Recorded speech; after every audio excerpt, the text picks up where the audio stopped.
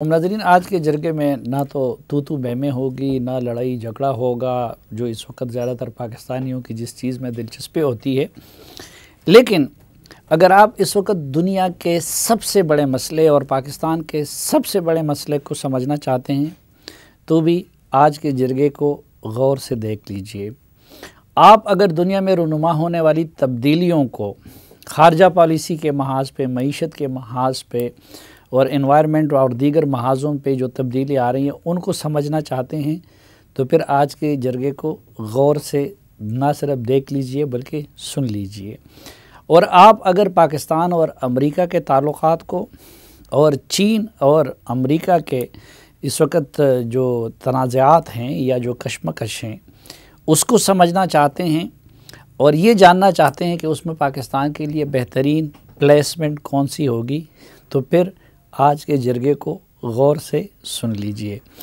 आज के जरगे में जो मेरे मेहमान हैं, मैं अगर उनका पूरा तारुफ करूं तो शायद जरगे का पूरा वक्त उस पर सर्फ हो जाए।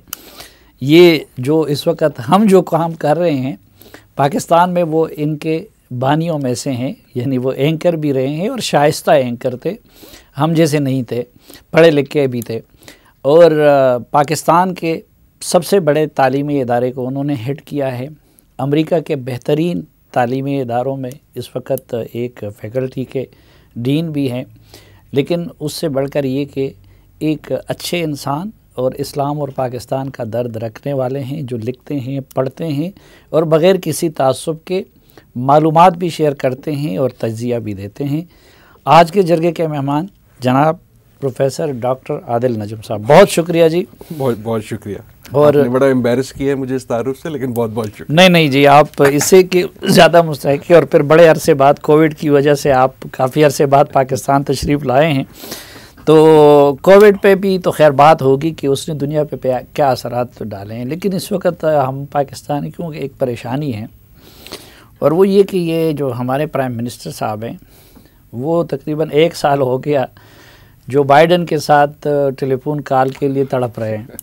ना उन्होंने मुबारकबाद की कॉल वसूल की, ना फिर अफ़गानिस्तान के हवाले से उन्होंने कोई कॉल शाल की। फिर हमने आपके शागिर्द और अपने दोस्त मोईद यूसुफ साहब को भी जरगे में भेजा, पहले जिनीवा फिर उधर।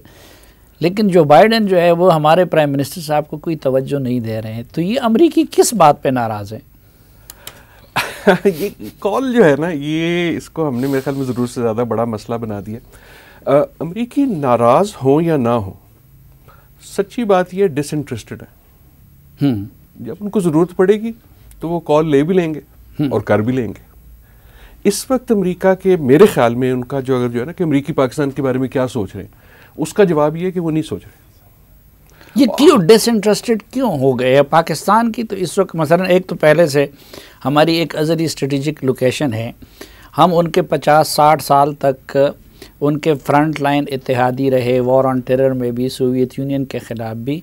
फिर अगर चीन इस वक्त उनका हरीफ है तो हम चीन के इत्तेहादी हैं, फ्रंट लाइन स्टेट है चीन के मामले में भी। तो इसमें तो चलो पॉजिटिव और नेगेटिव अलग बात है, लेकिन दिलचस्पी तो उनको पाकिस्तान में उनकी बढ़नी चाहिए थी और डिसइंटरेस्टेड हो गए। दिलचस्पी है शायद एक तरह से आप कह लें, इंटरेस्ट है, लेकिन डिसइंटरेस्टेड इस तरह है कि वो नहीं मेरे ख्याल में बिलीव करते कि वो पाकिस्तान के साथ कोई बहुत ज़्यादा तवक्कुआत रख सकते हैं। डिस्ट्रस्ट आप कह लें, मेरे ख्याल में बिल्कुल वैसे ही है सब पाकिस्तानियों का उनके बारे में। जिस तरह पाकिस्तानी जो है वो हम सपोजिटली एलाई हैं, लेकिन आपको किसी अपने टॉक शो से या गुफ्तगू से ऐसे नहीं लगेगा कि हम अमेरिका के पिछले 70 साल से एलाई थे। और इसी तरह आपको अमेरिका की किसी गुफ्तगू में नहीं लगेगा, अगर पाकिस्तान का जिक्र आएगा भी, कि ये मुल्क जो है 70 साल से हमारा एलाई था और अभी भी था इस जंग में भी। तो एक तरह से आप बेहतर लफ्ज़ उसके लिए ढूंढ लें, लेकिन एक होता है ना कि एक दिल उठ गया, और शायद उस दोनों का और शायद उसका जो इफ्तिताह है मेरे ख्याल में वो हुआ इस दिल उठने का जब उसामा बिन लादेन को वाला उन्होंने अटैक किया और उसको वहाँ उन्होंने हलाक किया। उसके बाद एक तो आपकी वक़्त शायद उनके लिए कम रह गई, ट्रस्ट पहले ही नहीं था, और ये मैं इसलिए कह रहा हूँ उसामा बिन लादेन वाली बात कि ये आज की बात नहीं है, ये इमरान खान और उनकी कॉल की बात नहीं है, ये नवाज शरीफ और उनके नोट्स की बात नहीं है। इन अ वे वाशिंगटन में आपको कोई शख्स ऐसा नहीं मिलेगा और ना आपको इस्लामाबाद में मिलेगा जो एक जेन्युइन रिलेशनशिप की बात करे इस दूसरे मुल्क से। नहीं, लेकिन डॉक्टर साहब उससे पहले यानी इमरान खान साहब के वज़ीर-ए-आज़म बनने के बाद वो तो ठीक है, हमने सलाला के बाद और 2 मई के बाद हम भी ये समझ गए और हमने एक सफ़र शुरू किया टूवर्ड्स चाइना, टूवर्ड्स रशिया और इस तरफ रुख कर लिया, हमें भी ये अंदाज़ा हो गया। लेकिन इमरान खान साहब ने इक़्तिदार में आने के बाद एक मरतबा फिर रुख अमेरिका की तरफ मोड़ दिया और जब वो आए थे तो डोनाल्ड ट्रंप के साथ बड़ी उनकी गर्मजोशी की मुलाकातें हुई और वापस आके यह हालत थी कि यहाँ पे उनका इस्तकबाल हुआ। वो कह रहे थे कि मुझे तो यूँ लग रहा है कि जैसे मैं वर्ल्ड कप फतह करके आया हूँ। तो बीच में फिर ये इतनी दिलचस्पी और इतनी मोहब्बत कहाँ से पैदा हुई थी? ट्रंप वाली यार वो मेरे ख्याल में बड़ी सरप्राइजिंग थी, मैं खुद सरप्राइज हुआ था। और क्योंकि लगता ये था कि ट्रंप की जो सियासत थी वो ज़्यादा पुश करेगी पाकिस्तान को, और अगेन पेपर पे तो बाइडन साहब को का इंटरेस्ट पाकिस्तान में कहीं ज़्यादा है। अगर आप बाइडन साहब से बात करें तो वो आपको पाकिस्तान के जोग्राफिया के बारे में, तारीख के बारे में, he is been here many times, मतलब बड़ी डीपली आपको इंटेलेक्चुअल जो उनके पॉलिटिशियन में शायद इस रीजन का सबसे बड़ा एक्सपर्ट है। फॉरेन अफेयर्स कमेटी के बड़े हेड थे, बहुत उन्होंने यहाँ ट्रिप लगाए हैं, उनको शौक है, वो आपको जो है ना वो दरियाए सिंध की तारीख भी बताएंगे। सो इन अ वे होना ये चाहिए था कि इनका इंटरेस्ट ज़्यादा होता। जहाँ तक ट्रंप की बात है, मेरा तज्जिया ये है कि ट्रंप और इमरान खान की जो स्पार्क थी वो ये थी कि वो दोनों सेलिब्रिटी थे। उन दोनों को सेलिब्रिटी होना आता है। वो दोनों में से एक भी सियासतदान है सच नहीं बड़े थे। सो उनकी जब मुलाकात हुई थी तो वो एज 2 सेलिब्रिटीज हुए थे। यानी वो अमेरिकन स्टेट की नहीं थी बल्कि ट्रंप की का पर्सनल इनिशिएटिव था। बिल्कुल, मेरे ख्याल में अमेरिकन स्टेट की, अगर हम अगर चीन की भी बात करें तो जहाँ तक स्टेट और फॉरेन पॉलिसी की बात है, American foreign policy towards Pakistan कोई फ़र्क नहीं है बिटवीन ट्रंप, बिटवीन बाइडन या उससे पहले ओबामा। एक बिल्कुल सीधी लाइन है। और जो अगर ताज्जुब की बात है वो ये है कि अमेरिकन पॉलिसी टूवर्ड्स चीन, उसमें भी कोई तब्दीली नहीं। ठीक, उसमें सब एक पेज पे थे, डोनाल्ड ट्रंप, जो बाइडन, ओबामा, बाकी वो अमेरिकन पॉलिसी है। कुछ पॉलिसी होती है और वो क्या पॉलिसी है, वो क्या चाहते हैं चीन से मुतालिक, उनके क्या इरादे हैं? ये जो कहते हैं कि भाई हम चीन को थ्रेट समझते हैं, तो चीन को किस तरह थ्रेट समझते हैं, और जो चीन को काउंटर करने की बात कर रहे हैं तो वो किस तरह काउंटर करेंगे? राइवल समझते हैं, राइवल समझते हैं, और राइवल समझने की वजह से थ्रेट समझते हैं। और अब अमेरिका को पिछले 30 साल से आदत नहीं रही राइवल होने की, है ना। उससे पहले तो एक था, सोवियत यूनियन था, उनको एक आदत थी कि एक और भी हो सकता है। लेकिन 30 साल इन अ वे दुनिया जो थी वो एक यूनिपोलर, अब एक उभरती हुई ताकत आई है। क्या समझते हैं, मैं आपको अपना थोड़ा सा तज्जिया बता सकता हूँ। एक मेरे ख्याल में सोच ये है अमेरिका की, क्योंकि ये सरप्राइज है इन अ वे कि कितनी जल्दी अमेरिका जो है कितना अग्रेसिव हुआ है टुवर्ड्स चीन। ट्रंप से शुरू हुआ, लेकिन आई डोंट थिंक उसमें कोई चेंज आई। बाइडन आया तो लगा कि वो और भी ज़्यादा उसी सिमत में जा रहा है। इन अ वे पार्टली अगर स्ट्रैटेजी है तो स्ट्रैटेजी ये है कि अच्छा यार हम जो हैं बड़ी ताकत है, ग्रेट पावर, एक ये बिग पावर बन रही है, ग्रेट अभी नहीं, बिग पावर बन रही है और ये उभर रही है, और वक्त के साथ इसकी कुव्वत बढ़ती जाएगी। तो अगर आपने पंगा लेना है, अगर उन पर प्रेशर डालना है तो अभी डालो, क्योंकि जितनी देर करोगे उतनी उनकी इक्तिसादी, फौजी, सियासी ताकत बढ़ जाएगी। ठीक है ना। एक अगर उभरती हुई कुव्वत आ रही है, उभरती हुई दुकान आ रही है, उसको आपने गिराना है तो जल्दी गिराओ, क्योंकि इस वक्त आपके पास ज़्यादा कुव्वत है। तो एक तो उनकी शायद स्ट्रैटेजी है कि वो इन अ वे उन्होंने गेम को एक्सेलरेट कर दिया। चीन की तरफ से अगर स्ट्रैटेजी होनी है तो चीन का मेरे ख्याल में इंटरेस्ट ये है कि जितनी इसको लमक सकते हो, जितना देर में कर सकते हो, क्योंकि time is on China side as a growing power. So एक तो स्ट्रैटेजी है कि यार अगर करना है तो जल्दी करो, इसमें वेट करने की क्या बात है। ठीक, राइट। और दूसरा जो है मेरे ख्याल में कोविड और दूसरी चीज़ों ने इसको एक्सेलरेट कर दिया। कोविड ने कैसे एक्सेलरेट किया? कोविड ने ऐसे नहीं एक्सेलरेट किया कि जिस तरह वो ट्रंप साहब कहते थे कि चाइना वायरस।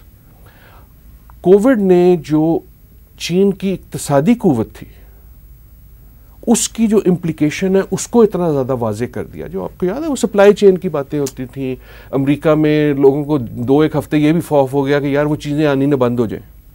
सो एक अमेरिकन माइंड में एक सडनली चीज़ ये आई कि यार ये जो यूनिपोलर वर्ल्ड हमने एक बनाया हुआ है उसमें अब एक सीरियस राइवल आ गया and we should do something about it जल्दी बनिस्बत देर।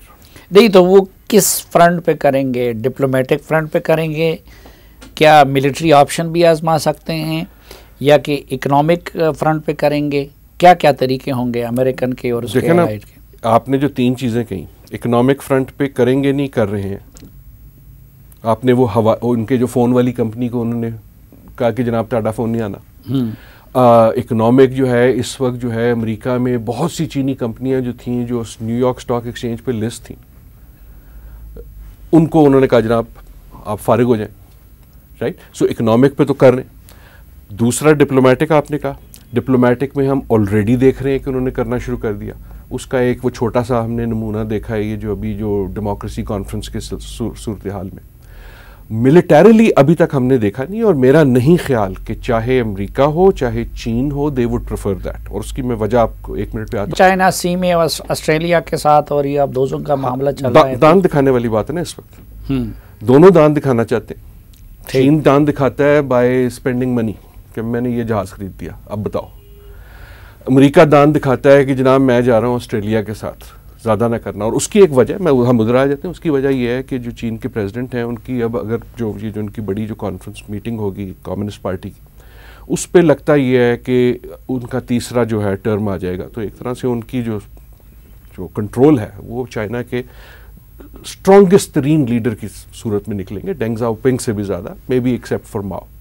उसके बाद अमेरिका में खदशा ये है, सच है या झूठ है मुझे नहीं पता, मेरे ख्याल में ऐसा नहीं होगा, लेकिन अमेरिका में एक व्यू ये है कि उसके फ़ौरन बाद अगर ताइवान पे कुछ होना है तो एज सून एज उनकी 3rd टर्म पक्की होती है वो उसके बाद वहाँ कुछ करेंगे। एंड इन अ वे अगर अमेरिका से प्रेशर आ रहा है तो वो ये आ रहा है कि इससे पहले कि वो कुछ करें हम उनको कुछ सिग्नल दे दें। मैंने क्यों कहा कि मेरे ख्याल में ये जो है सियासी रहेगी और इक्तिसादी रहेगी।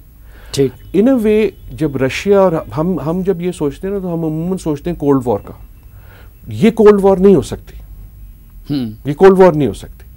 अच्छा डॉक्टर साहब, ये नुक्ता भी मैंने आपसे समझना है कि ये कोल्ड वॉर नहीं हो सकती। और दूसरा ये कि उस वक्त जब सोवियत यूनियन को कॉर्नर करना था, हालांकि दरमियान में अफ़गानिस्तान भी था, तो उस कंटेक्स्ट में पाकिस्तान की ज़रूरत बढ़ गई थी और अमेरिका पाकिस्तान के करीब आया था।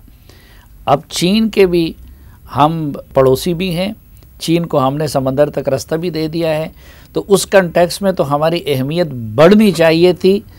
ये क्यों नहीं हुआ? ये दोनों सवाल आपके सामने कुछ और भी, लेकिन एक ब्रेक के बाद।